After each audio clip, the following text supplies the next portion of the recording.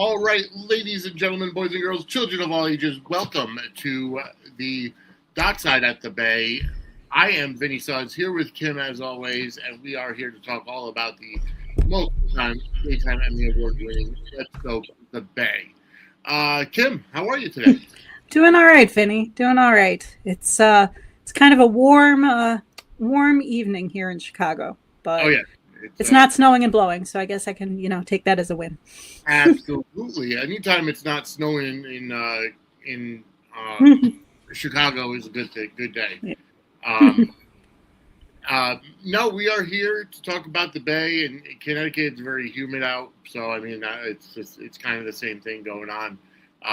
In the middle of summer, it's August.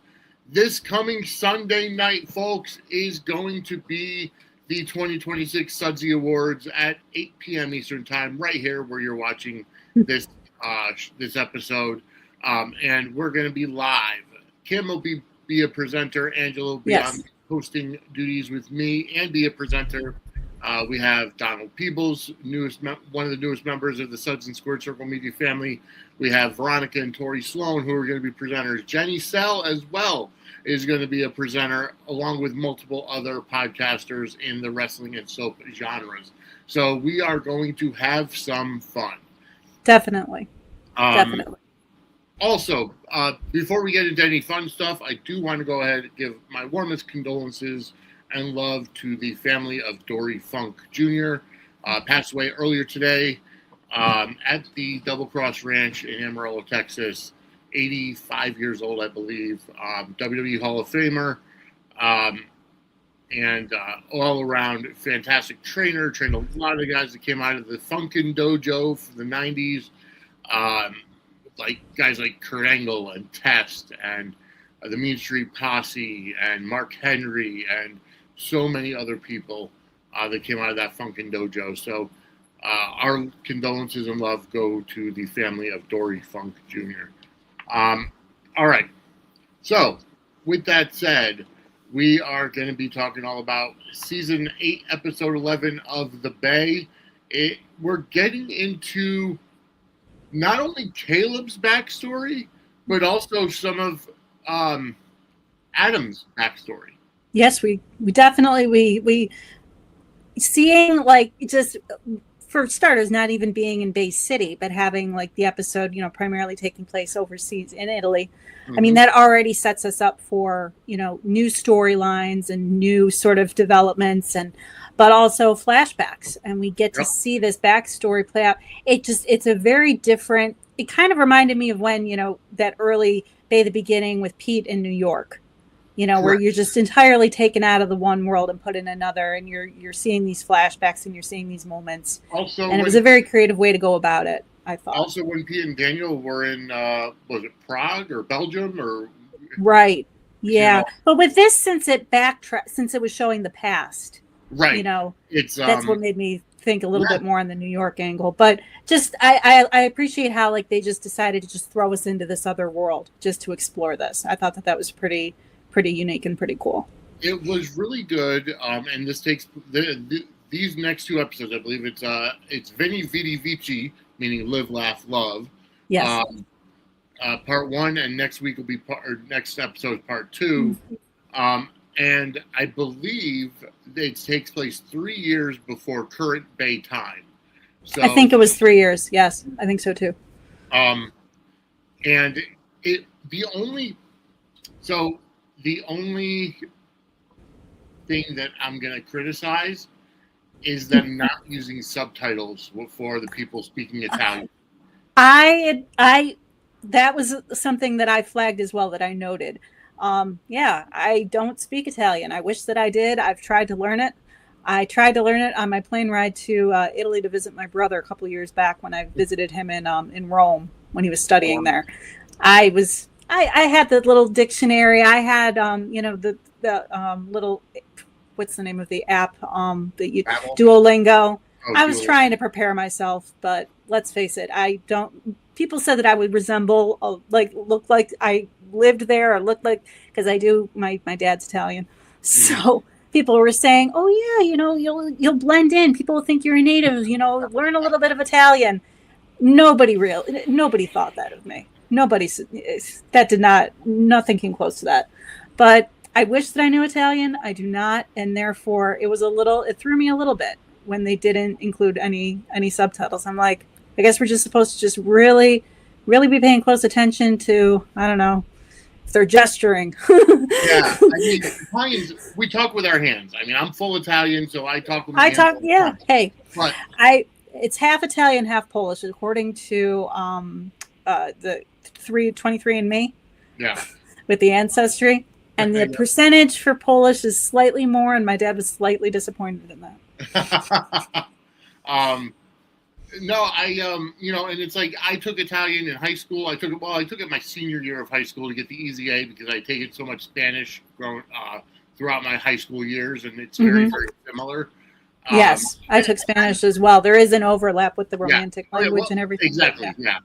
Whether it's Latin or Italian, Spanish, French, they're all just in there. But like I was able to pick up some words here and there just from context clues and also just my family and knowing some Italian.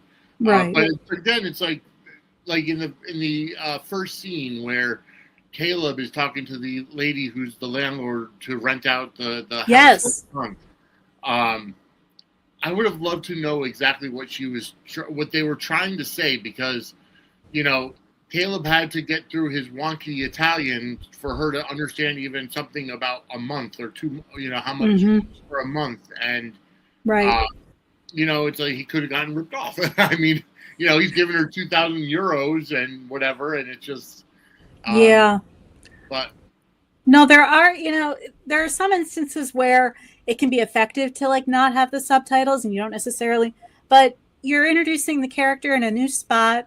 We're not really sure, like past, present, flash. I mean, it was like an opening kind of scene. I feel like the subtitles definitely were just kind of warranted there, if only to just kind of explain to us where we're at exactly and what exactly is, just to kind of, so we could get our bearings a little bit easier. And, like after that, we saw Caleb, like this is just centered around Caleb's just day one in Rome, in Italy, and he's going through there. He's getting to an outdoor restaurant, and he's trying to fumble through, some type of a dialogue with the guy for the restaurant, and the guy's trying to ask him if he wants something for breakfast, and Caleb just doesn't understand anything until enter Luca, who overhears it, and tells Caleb that he's trying to ask if you want something for breakfast. Yep.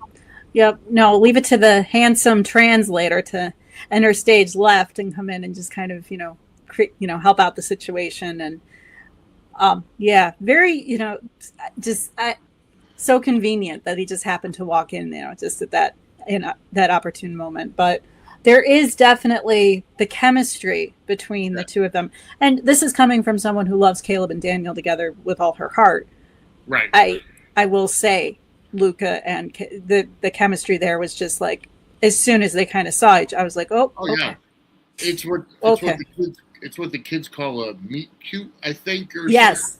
Where it's just out of the blue and just they meet each other, they just strike up a good chemistry, and then they just start getting drunk all day in Italy, which in Europe it's kind of normal. And set it to music. They did have the lovely montage sequence, which I appreciated. We get to see them bumming around Italy, being handsome guys, just goofing off, having fun, getting drunk. I mean, gosh, to be a fly on that wall.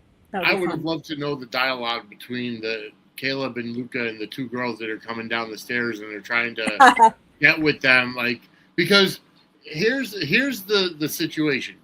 I believe, at least from context clues, Luca is completely 100% gay, where Caleb is still kind of he's kind of questioning his sexuality.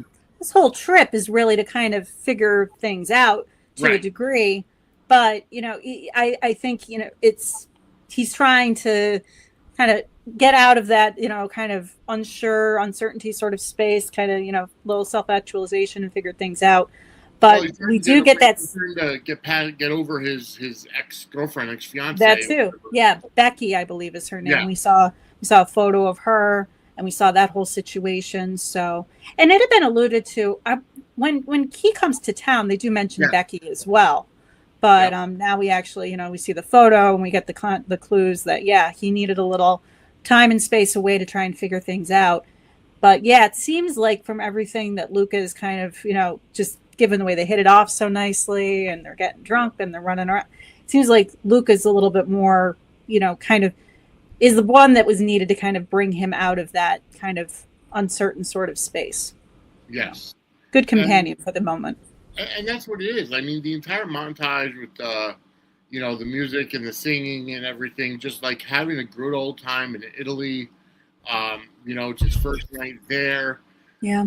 The scene that really got me was, at the end of the night when they go back to Caleb's, house that he's renting and they're fumbling for the keys and they're making noise and the landlady is coming out of the house kind of spying on them and watching them. Oh, who did I let rent this? The look on her face. You didn't need subtitles for that. You could see very clearly, where she was at with that. I mean, I'm assuming it's something like 2 or 3 in the morning that they're coming back, and what old lady is going to be out at? And I'm not saying old lady because she's not really that old, but but who's going to be coming out and just staring and spying at that time of night? You know what I mean? But Caleb's fumbling for his keys. He's drunk off his ass. He doesn't remember where his keys are, so Luca puts his hand in his pocket to grab the keys, and then Caleb takes it and drops them. He's clearly intoxicated beyond belief. Yep, easy enough to have happen with good cheap wine. Yeah, exactly.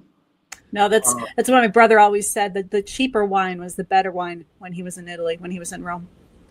You could get a very expensive bottle, it would be okay. You get the cheap stuff. I don't know. There was something magic about it, he said. But they were clearly just, and then but with the housekeeper too. See, that's an instance where the subtitle, it was all kind of communicated just with the look of that she gives him alone. And it was an interesting note to end the episode on, I thought. Well, yeah. And, it's like they get back to the house and, they're fumbling over together and just being very sloppy drunks, honestly. And Caleb doesn't know how he's going to get upstairs because, and he's being, whether or not he's too drunk to go up the stairs, he's being overly flirtatious. They both are. Mm-hmm. Yeah, they're both pretty soused and pretty just, game for just about anything. They've been bumming around all night. They've been enjoying themselves. And now they're just kind of in this place where, hey, let's see what happens to a degree. Yes. But it really did, the whole episode, like I said at the beginning, it really did take us out of, we're definitely out of Bay City. We're definitely in like this space now with Caleb, getting to see this kind of side of him, this backstory, getting to explore this side of him. And I appreciate the way that they went about it. And it was cool that they got to go to Italy to shoot it and be able to like go overseas, and they had the budget and the means to be able to do that. Just because, it's time that he got to have his kind of backstory sort of explored a little bit too. Because he's been obviously a focal character, but now it's like we're peeling back layers more, which I really like. Oh, absolutely. No, you're absolutely right. It's about establishing the character, and for sure we're finally getting to the point where we are establishing the Caleb character as why he why he left Bay City in the first place. Why, because we kind of pick him up coming back into town right after that Italy trip. Exactly. So it really does, just seeing that journey though for him and seeing how exactly he wound up back with Daniel and wherever. It's just, I appreciate the lead up and all the time that and the effort they put into just really fleshing out this character and what made him, the Caleb that we know and love. But we also had, some other factors you said at the beginning. I mean, we get to see a little bit of Adam in this as well. Before we get into Adam, I do want to let everybody know that Suds and Squared Circle Media is officially now a brand ambassador for Real American Beer. That's right. One of Hulk Hogan's final projects, the beer with his likeness on it. There we go.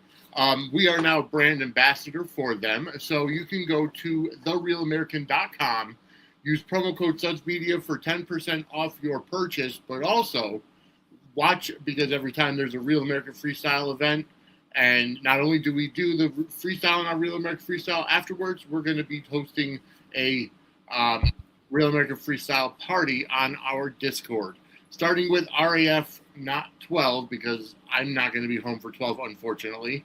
But we're starting with RAF 13. We'll be doing a virtual watch party for Real American Freestyle. So stay tuned for all of that.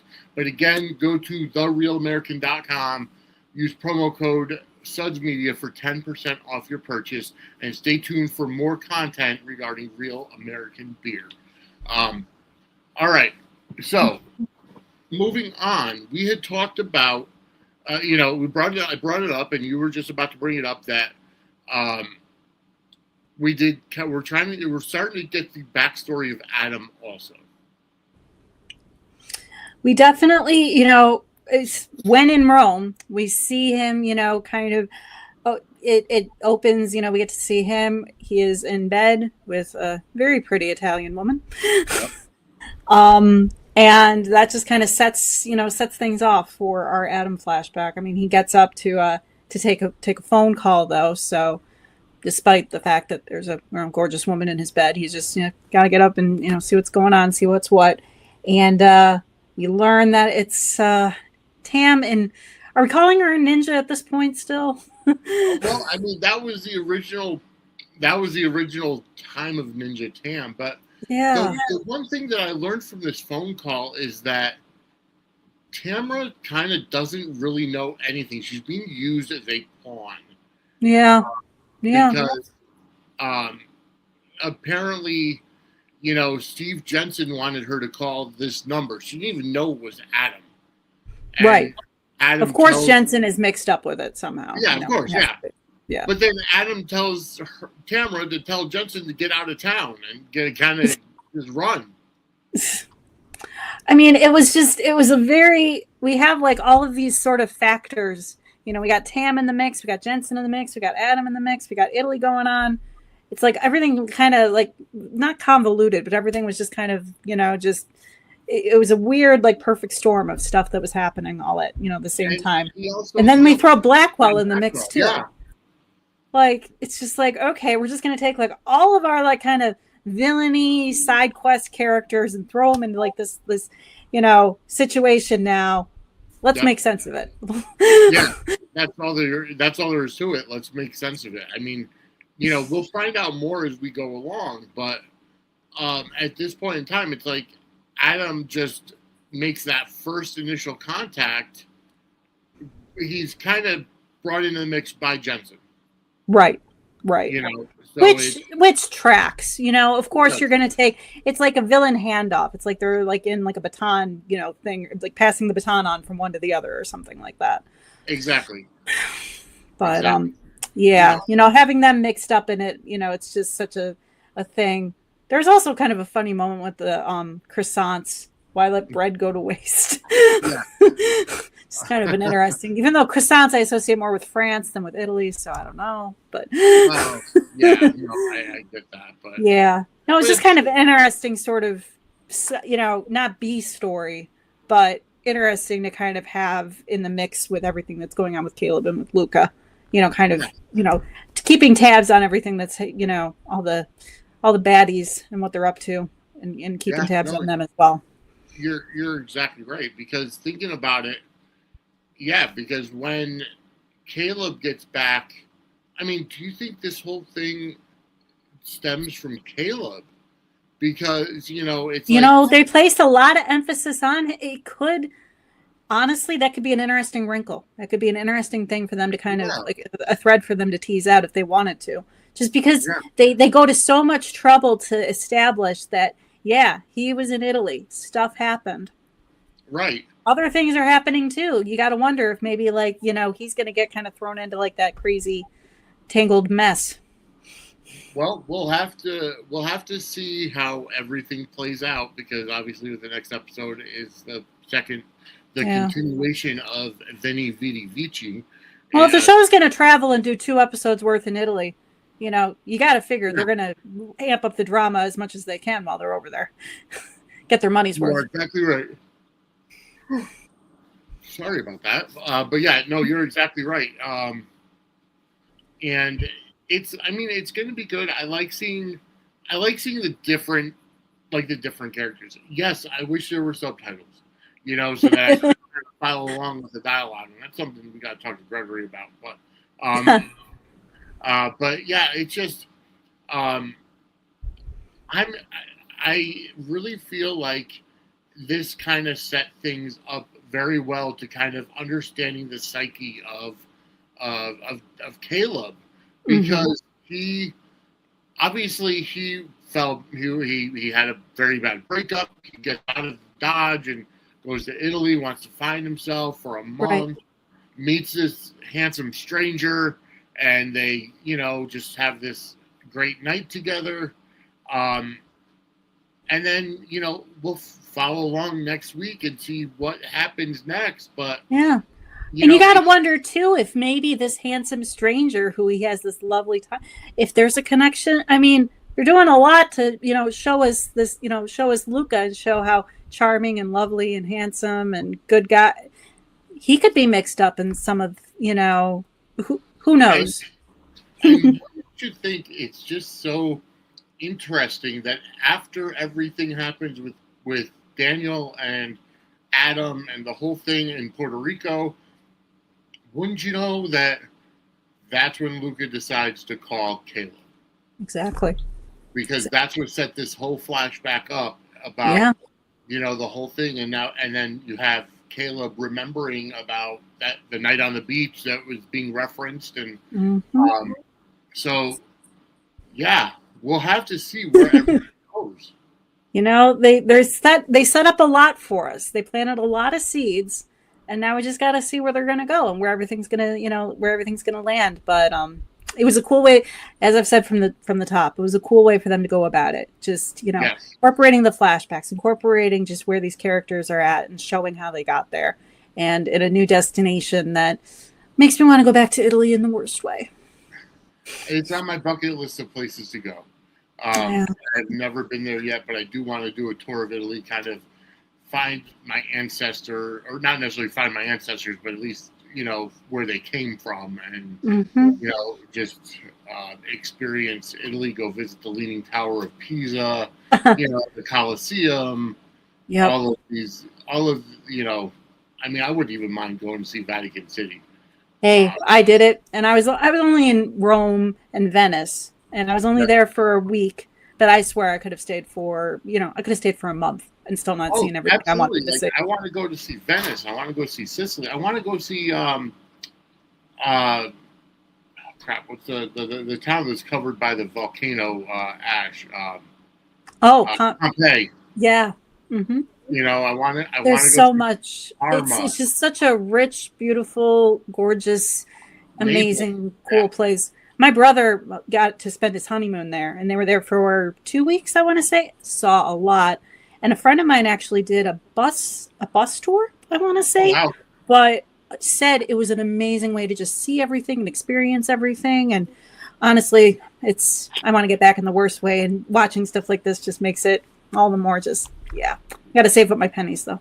Absolutely. Our folks, you can send us some super chats. Although, there we go. If you want to go ahead and let everybody know that Angela and I were talking about it last night on Suds News. Well, we're recording this on Tuesday, folks, even though you're going to see it on Thursday. Angela and I were talking on Suds News that we want to try to get to the either the next GH Fan Club event or the Daytime Emmys or something to that effect. But in order to do that, we need some help. So, folks, we love that you're supporting us and subscribe. Yes. If you want to allow us to do some more entertainment, get some more interviews and stuff, send us some super chats or super thanks or super stickers. No matter what the denomination is, it goes to help the network. And you also get entered to win a free Suds and Squared Circle Media t-shirt at the end of the month. For as many supers that you want to send us, every super is an entry. But, I mean, here's the thing. I don't like shilling for money. I don't like constantly. I'm not one of those infomercial guys or, the guys that used to be on PBS begging for money every 5 minutes or, whatever. I'm not like that. But you know what? We do want to bring you the highest quality entertainment. We do want to bring you more on location stuff. And with the, definitely, and that, it does take traveling cash. So just to help support the network, watch the ads that are on the network, send us supers, whatever, or buy our merch. Any support so we can keep on doing this and making cool stuff for the channel, and doing cool things. That's all we want to do. So exactly. Well, folks, we've kind of covered this episode. Remember, with the new format of Thursday nights, next week is going to be Pop Culture Time Machine, and then the following week is Take Me Down to Studio City. And then up the month, it's going to be an episode of Off Script or Angela Explains It All, one of the two. And then we'll be back with the next episode of Dockside at the Bay at the beginning of September. So, Kim, where can everybody find you? So I am Misfit8690 on Twitter and a Little Misfit52 on YouTube. Feel free to follow me there for discussion about soaps or whatever strikes your fancy. All right, and as always, you can follow me on Facebook and Twitter at Vinnie Suds. At Suds Media is our Network X account. That's where you get all of our programming notes, as well as being able to watch Suds News, Dockside of the Bay, and many, many more shows that we put out. Suds and Squared Circle Media is also on Facebook. Make sure to go ahead and follow the Suds and Squared Circle Media page on Facebook, but also ask to join the Suds and Squared Circle Media group, because there's always some soaps or wrestling content going on in that group as well. On Instagram and Threads, you can check us out at Suds and Squared Circle. On TikTok and Twitch is at Suds_media. For all of our affiliate links and everything, go to our Linktree, which is linktree.suds-media.com.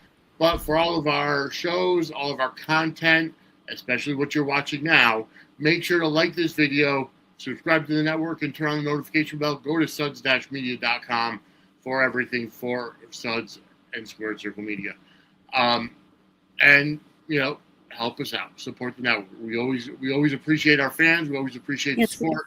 And now, we're asking you to help support us. But with that said, don't forget this coming Sunday night, 8 p.m. Eastern Time, right here on these same networks that you're watching. It is going to be the 2026 Sudsy Awards. Angela and I will be hosting. Kim will be there.